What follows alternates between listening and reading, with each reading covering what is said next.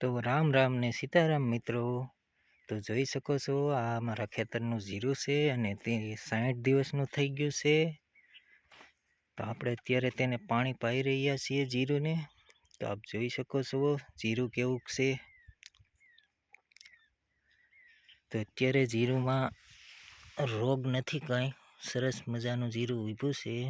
વરિયાળી આવવાની ફૂલ તૈયારીમાં છે. હવે ફૂલડા આવી ગયા છે.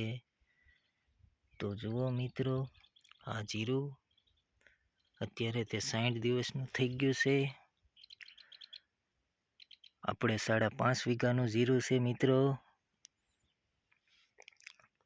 તો જોઈ શકો છો સામેથી પાણી આવી રહ્યું છે. આપણે અત્યારે જીરુંને પાણી પાઈ રહ્યા છીએ.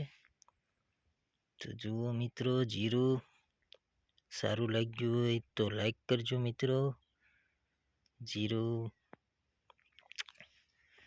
તો મિત્રો, જીરુંમાં જો રોગ બહુ આવે, દવાનો પંપ સતત શરૂ રાખવો પડે ત્યારે જીરું પાકે.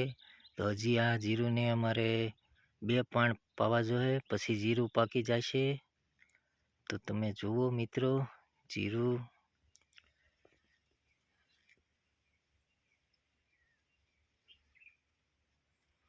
આપણા ખેતરનું જીરું.